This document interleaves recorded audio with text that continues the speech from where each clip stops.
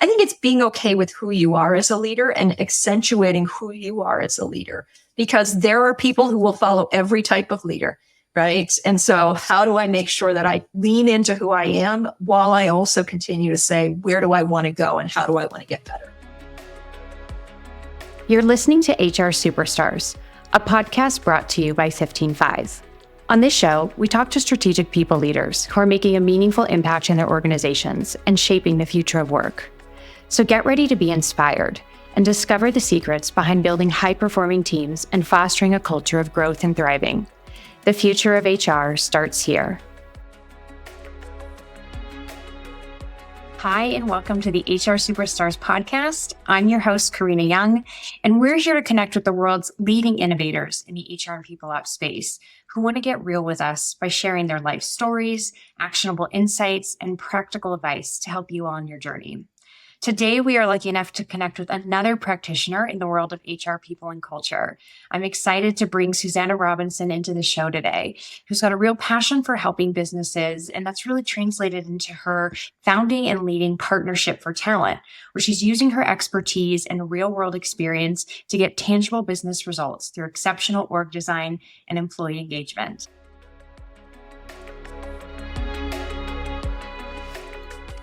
So first, welcome, Susannah. We're so happy to have you here.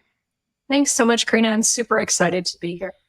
Yeah, it's great. I mean, really, for me, it couldn't get any better. I mean, we have an HR leader on here, a woman leader and business founder, and someone who actually cares deeply about leadership and what that means. And that's where I'd love to dig in with you today, is talking about the importance of leadership self-awareness, the adaptability of leadership styles over time, and what is the role org design is actually playing when we shape effective leadership and engagement. So let's start from the beginning with you. You've had a really unique career path that started in one field and transitioned into HR. Can you tell us more about that journey and what got you to make a shift? Sure, absolutely. So I am a chemist by education. My dad was a physicist. When I went to college, he told me I had a choice of an ist. Pick any ist you like. So I got to be a scientist of some kind. So I was a chemist, and I worked for big chemical companies. In the mid-90s, the chemical company that I worked for, I had spent a lot of time in the business and in chemical plants, transitioned into strategic business units, and they all needed HR people and ops people and finance people. And they said, great news. You know everyone in the business. You get to be the HR person.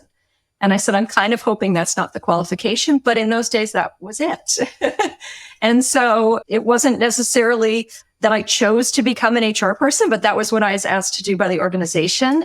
And so I really dug in and started to learn about it and started to figure out how I could take my business and my scientific background and really bring it to the people space. You know, and as I moved along, I learned from some of the best HR people in the business, right? I just soaked it up like a sponge. I went back to school and I got education in that space.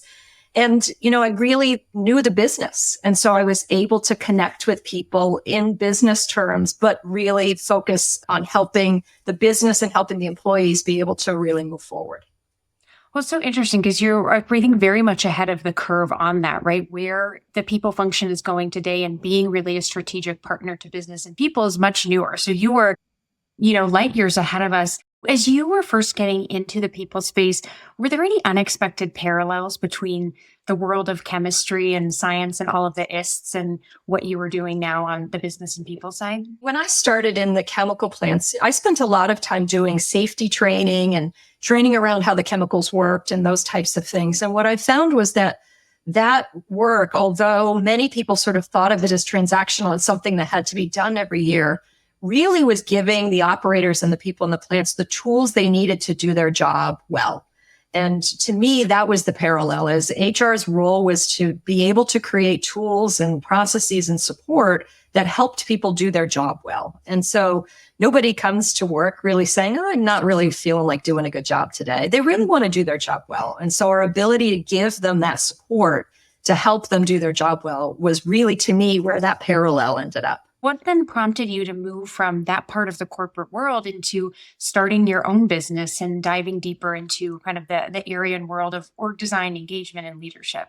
I actually took one interesting turn in between there. I left the big corporate world and I went to work for a small regional nonprofit. And there were like 8 sites in one small region of the country. And it was a YMCA. I worked for YMCA. So there were a lot of people. There were 1,700 people that worked for these collective 8Ys.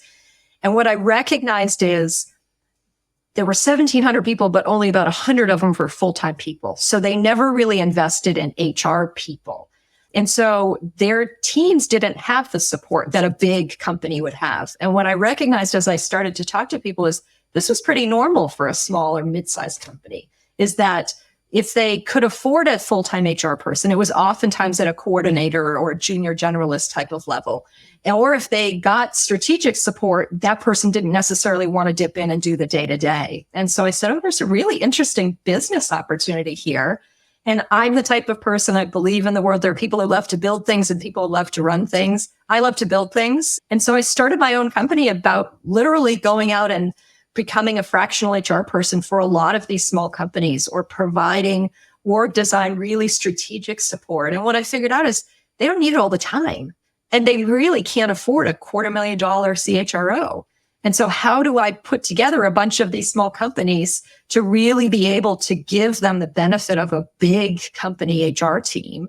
My employees help in all spaces. They run payroll. They do benefits, right? We talk about org design. I do strategic leadership training. I sit on executive teams. So they have the benefit of all of that, but not in a place where they have to have a full-time head of HR, because that's just not where they are in their growth curve. Yeah, exactly. And I'm sure there's folks who listen to this podcast, and I can even think of times myself being in organizations where that was very much the case, where you have a limited budget, limited resources, especially if you're working for companies in the nonprofit world, where you're trying to maximize what you have on the team. And there is so much that needs to get done, but that strategic part of our work is really important. Having that voice and that vision of how does this all come back together for the business? What can I do to actually leverage the people, the skills, the insights that we have? So I love that you found and carved out your own little niche. How did that end up moving you to focus on really leadership and leadership skills and awareness? Was there a moment in your journey that became really important for you? There was. And it was really when I was teaching organizational design at Northeastern University. I did a lot of work around org design. And one of the things that a lot of people wanted to talk about is, well, but how do I teach my leaders to do this? How do I help my leaders? And what I realized is there's a gap in the understanding of emerging leaders in what does it mean to be a leader? And what's the difference between being a manager and being a leader?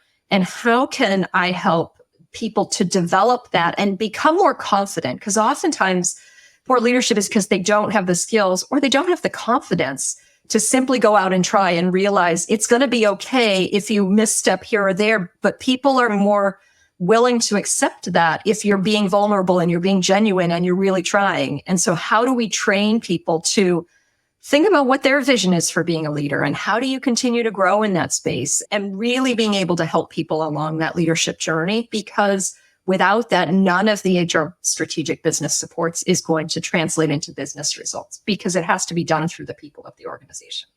It is so true. There's a lot of them who are just green or new or don't have that, the swagger, right? To be able to come in and say something, stand behind a communication decision. We expect a lot of our leaders, and those skills are not natural. Like, very few of us are born understanding how to do those things or kind of leaning into it confidently. So when you think about understanding leaders, helping them build these skills, you've mentioned that you want to help leaders understand who they are. Can you talk more about that self-awareness, and how does that affect someone's leadership style? Sure, absolutely. So at Partnership for Talent, we do an entire leadership program for people. And one of the first exercises that I ask them to do is to create their own leadership vision and to put it on a piece of paper. And I hold up mine, which is sort of like this ratty-tatty piece of paper that I've carried around in my book forever. And I've done a lot of training where I'll say, look, I carry this in my book every day because it's a reminder for me every day of the type of leader I want to be. And my team, if you ask them, will tell you, I'm not this on any given day. But that's okay, because every day I get to start again, and every day I get to recommit myself to the type of leader I want to be. And it doesn't mean that every leader is going to be the same, and that there are certain things that are good leaders or bad leaders. People will gravitate to the right type of leader for them.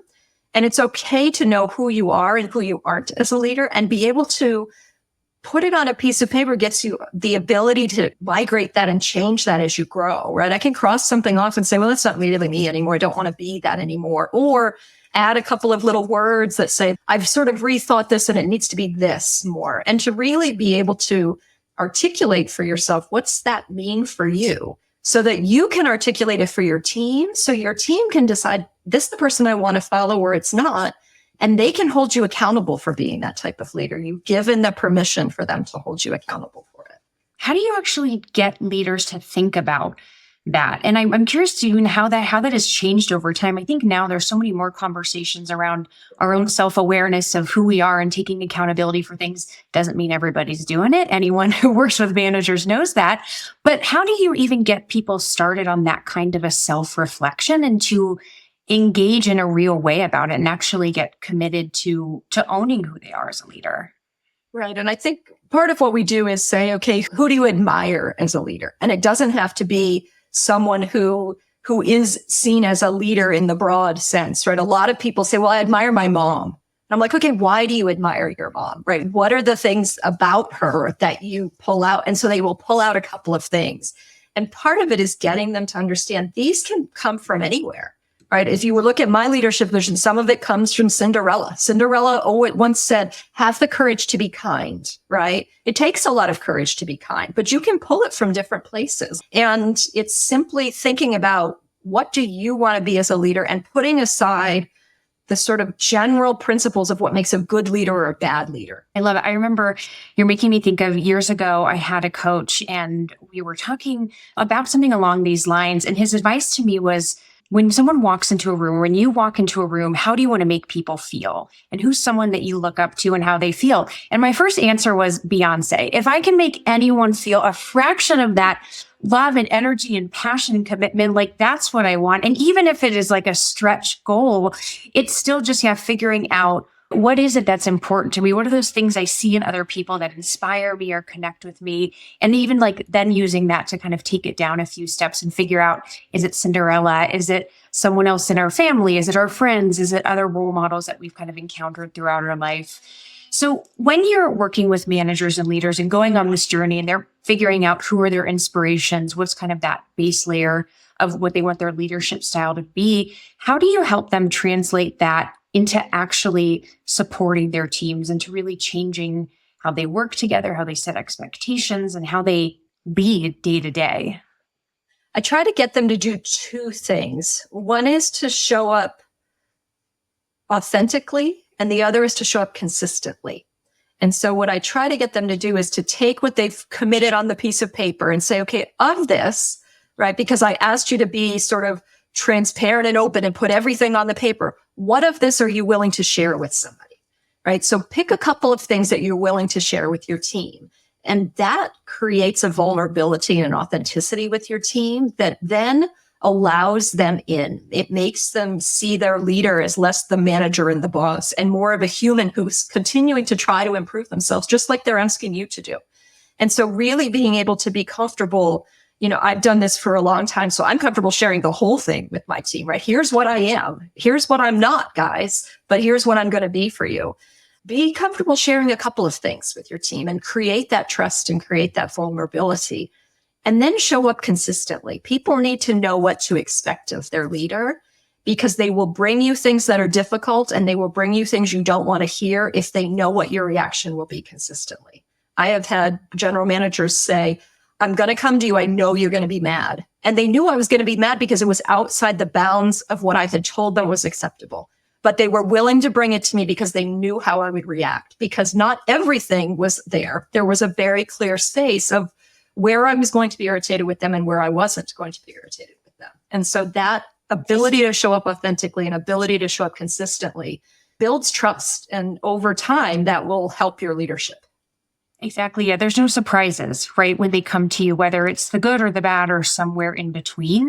I think that's really important for our teams. That's a lot of what builds that psychological safety, that net that they can come back to that will, to your point, attract them to, this is the leader I want, right? Whether or not you have this set of skills or that set of skills. It's kind of coming back to that consistency and reliability. Mm-hmm. When you're doing this work or as you're kind of bringing this to organizations, how do you want organizations to measure the success of this? What does it look like? What should they be looking at to say, this is working for our leaders, for our people? This is the change it's making in our businesses. There are a lot of engagement types of activities and engagement roundtables that you can do to try to make sure that people are feeling part of the organization, that they're feeling that their leader is one that they follow. I also think that simply delivering on the results is a good indication that people are engaged with their leader in the work that they're doing.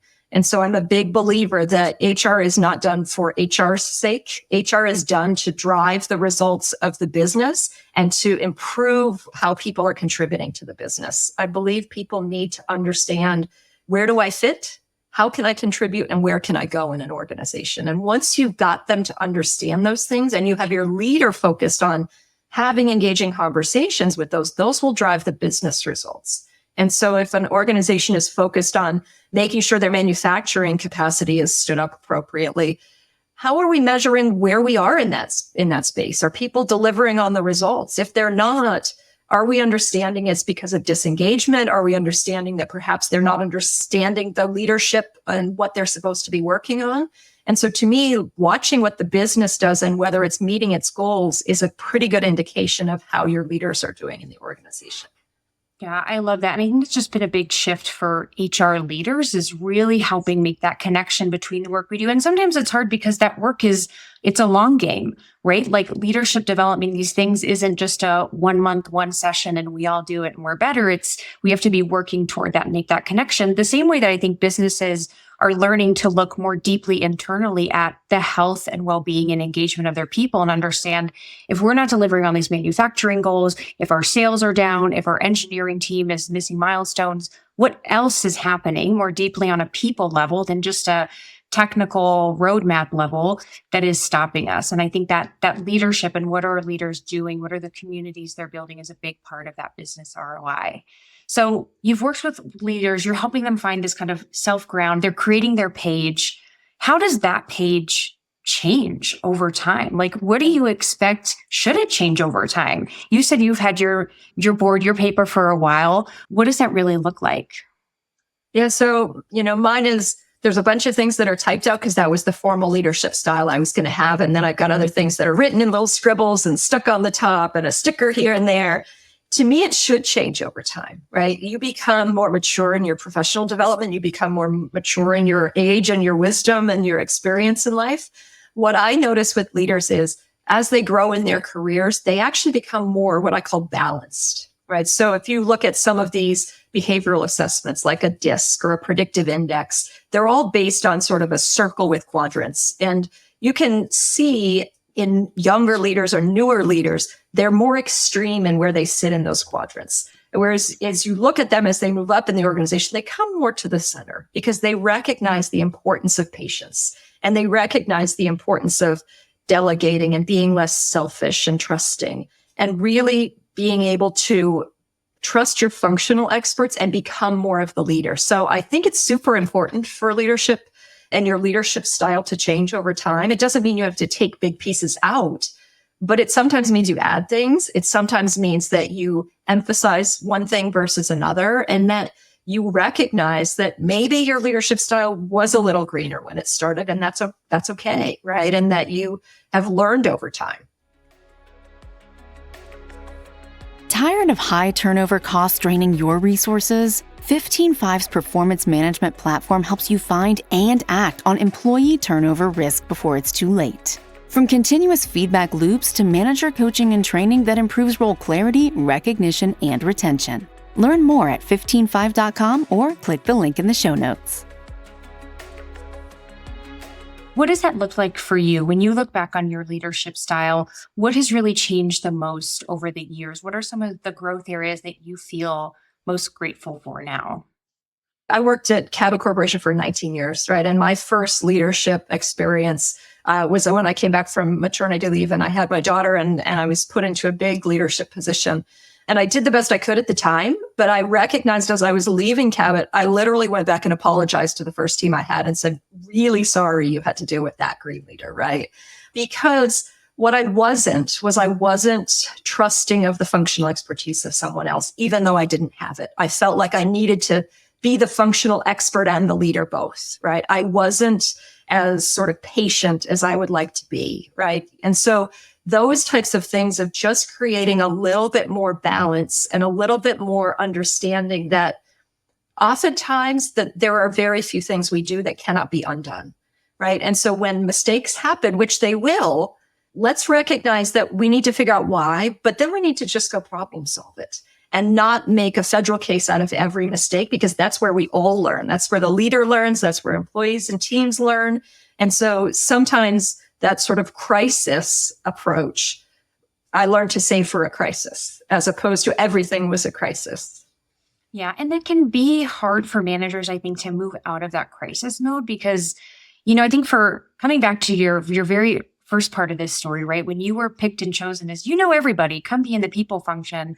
I think management these days is very much, oh, you're an excellent contributor in this function. You're one of our top people. Let's make you a manager. Whether or not that skill or expertise you has anything to do with people, or you have any experience, we kind of tend to pick our top people and put them into management, cross our fingers and say, please don't mess this up. I think that ends up putting a lot of our people managers into fear and crisis mode of, I've got to do this. Do I have the resources? Do I know what I'm doing? What was the last manager I had? Let me try to imitate that, whether or not I actually feel a connection. And so I think that crisis mode, people can lean into it so early in their career of just feeling like you have to go from one place to another. How do you help leaders then, I guess, think about making mistakes? It's okay to apologize. How do you maybe get them over that mental hurdle of being accountable and being really vulnerable with their teams? I think you're right that oftentimes we take our best individual contributor and make them a manager, whether or not they want to be a manager. And some of the work we do with organizations is helping organizations from a design perspective truly build leadership management tracks and individual contributor tracks, that they are both equally as valuable, and that you have a way to move up in an organization that's not instantly a leadership track. Some of that work is really helping the organization understand who you should be putting in leadership positions and people who might be happier in an individual contributor track. The other piece is I just try to get people to be a little more comfortable with the uncomfortable conversation, right? And to be able to say, look, this is super uncomfortable for me. I don't know if it is for you, but we need to talk about this anyway, and take some of the air out of that concern. And if you try it enough, you will become much more comfortable with the uncomfortable conversation, because as much as we call them difficult conversations, most of them aren't hard. They're just super uncomfortable. And how do we get people to be okay to say, this is making me super uncomfortable. I'm sorry, but I just need to say it anyway. Sometimes that helps the person on the other side say, oh my goodness, me too, but you're right, we need to talk about this. Yeah, I love the reframing as uncomfortable, because that is really what it is. I think if we can all think about a situation we've been in that's been an uncomfortable conversation, and that feeling you get, that just like, I can't speak, my stomach hurts, like I don't want to do this. And when you name it, it does make it so much more comfortable for people in the room. And I think to the person you're talking to reminds them that you are also a person. Like you are not just some face of a business and a corporation. You are a leader for them. You are trying to do something better. And I definitely can see that as helping bring them along. And I feel like I've seen that even when I think about my own teams and my experience. And so for leaders who want to adapt their style over time, right? Or maybe people who are listening to this who are like, okay, I'm thinking about what's that next evolution of me as a leader. I want to be better.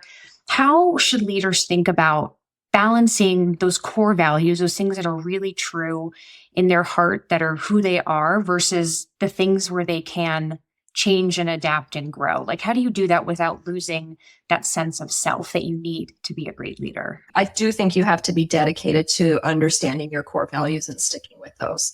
And what I often tell people is not every leadership assignment is the right leadership assignment for you. And that doesn't make it wrong. It just means sometimes that's not a fit. And so if you're in a place where they're asking you to do something or move in a leadership direction that's not aligned with your core values, you really need to think about where that mesh happens and where that alignment is. And I think that it's super important to take time we are all so busy scheduled hour to hour to hour to hour that there's very little time to stop and think. And I think as a leader, you need to determine where is your time to stop and think. I run, that's where I think, right? My team always knows when I've gone for a run because they're like, okay, you have all these brilliant ideas now. Because that's where I stop and all I have is my breath and my feet and I just think. And so every leader needs to figure out where's their time to think and reflect. And when I tend to do it at the end of the year, in the middle of the year, right? These sort of big reflections of what's the next year look like? What do you want to do? And sometimes it's simply coming in and just doing it, right? As opposed to trying to tweak it here and there, is to say, look, I want to be more present. Okay, what does that mean? What does that look like for me? And come in on Monday, simply doing it and keep trying to do it. And you will become more of that, right? And I think that if you are vulnerable with your team and you hold them in confidence to allow you to share what you're trying to work on, they'll help you work on it, just like you're helping them work on their things, right? And so, my team will come to me and say, look, I'm super overloaded and I need your help to help me think through all of these things that I have to do. And so they're coming to me with the confidence that it's my role to help them prioritize at that time, right? And they know that I'm not going to blame them for being overloaded. I'm not going to blame them for not being able to prioritize. I'm going to help them through their crisis. And then we're going to work on how do you think about that going forward so that every time I'm not your prioritizer, right? So I think a lot of this is simply working back and forth as human beings and thinking about what you want to be as their leader and what type of leader they can expect you to be and how do you communicate that to them. And what advice would you have for HR leaders out there who are struggling to get their businesses to put priority on developing great leaders in the company, that maybe they feel we've got too much to do as a business, there isn't a connection, like we just need our people to be player coaches all the time and just fractionally get better, but they're struggling to get their businesses to really invest deeply in this? The advice I typically give is there's a phrase, there's saying that runs around in a lot of places that said, the CFO says, what if we invest in the training and then the people leave? And the CEO says, what if we don't invest in it and the people stay? That's the advice I give every HR person is go understand your business. Make sure, go read the annual report, go read the website, go talk to some tech people, go talk to the manufacturing people, go understand your business and figure out what drives your business and come at that conversation less from a HR head space and more from a business head space. Is how do I help them understand that the lack of leadership skills in our organization is actually making it so we're not meeting our goals.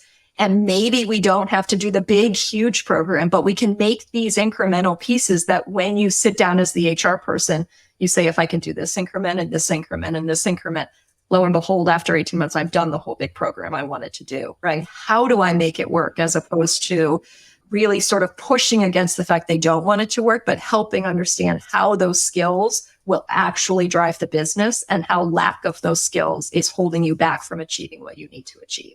If we're not spending time with our people, even just to get to know them on a personal level, there's no way we will really understand the business and what's happening. And sometimes you can just find those gems, right? Like uncovering something that's happening in one team or one function by building that relationship. This isn't guesswork. Like you actually have to go in and dig for that data and information. And so you start to learn about the business and learn what it actually does to a point where you know as much about the business as the people running the business do. And now you're the business person at the table who just happens to be an HR specialist.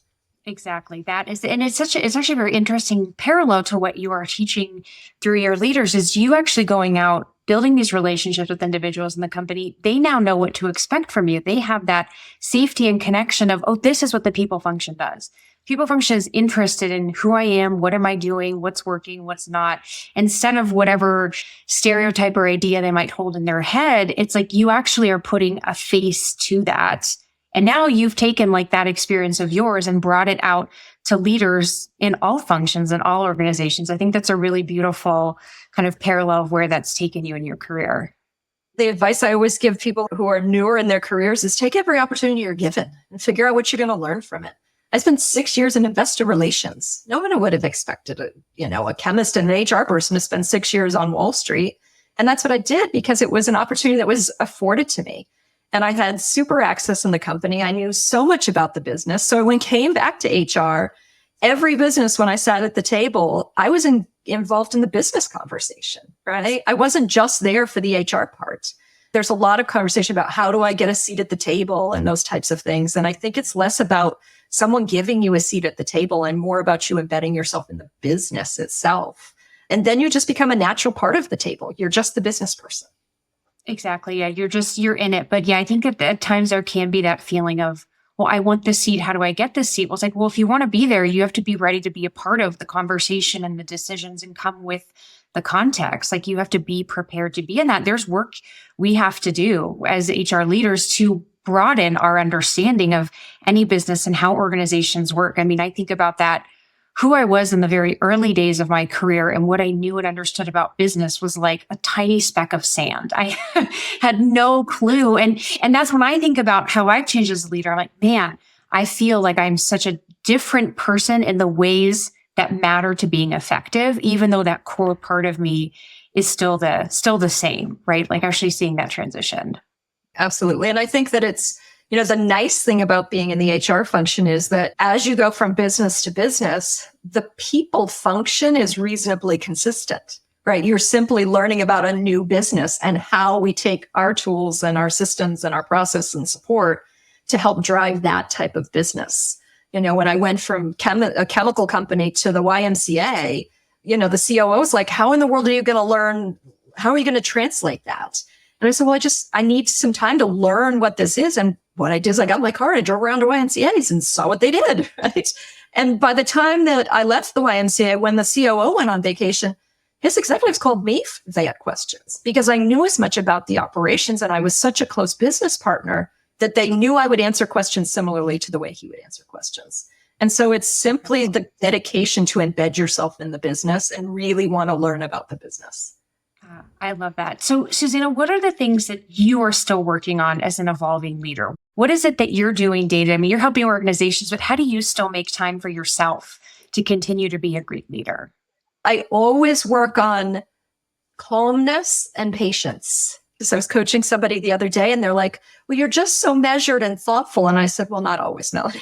So, there are times where it gets stressful and I can feel myself talking faster and becoming more. And so I always work on becoming more calm, more patient, right? More measured and thoughtful before I speak. I grew up in Massachusetts, right? I live in Florida now, but I grew up in Massachusetts. So in Massachusetts, we talk really fast and things go fast. And I can sometimes see that, right? So I think it's important. I read a lot, right? I read and read and read to try to understand what other people's perspectives are on leadership and what are the things that I might be missing.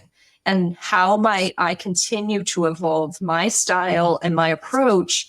Because we have generational shifts in our organization, right? My 22-year-old expects something very different from her leader than I did when I was her age. And so how do we make sure that we can continue to grow our companies, but also meet the needs that people have as they're coming into the organization differently? Yeah, I love it. Well, I love that vulnerability and you sharing that with us because I think, we all have things that we're working and developing on. It's hard because those are life habits that we've built from where we are, the families we were in, the dynamics we grew up in. And that is a real part of us, which I'm sure in many ways serves you well, like being able to think fast and move quickly. And it's figuring out where you wrangle that in and where you set it free. And being okay with who you are, right? Being okay with the fact that we're all a work in progress, right? Is I'm okay with the type of leader I am. I'm okay with the areas that I need to work on. My team knows the areas that I work on because I've been comfortable enough to share that with them. And so when they watch me doing that, they'll be like, I need to take a breath for a second, right? Just take a breath. And so it helps because then I can also share that type of feedback with them and it creates that type of environment. But I think some of it's being okay with who you are and where you are in your evolution. Because none of us is perfect. We're never going to be. And so that's half the fun, right? Yeah, that's not the goal. Yeah, it would be no fun if we were all perfect. What a boring world we would live in. Well, Susannah, as we wrap up, what advice, two pieces of advice I want you to share. One for our HR practitioners out there. One thing you would encourage them to do differently that they could do to help bring this to their orgs. And one piece of advice for just any leader listening to this. What's something that they should do walking away from this that will make them just that 10% better between today and tomorrow?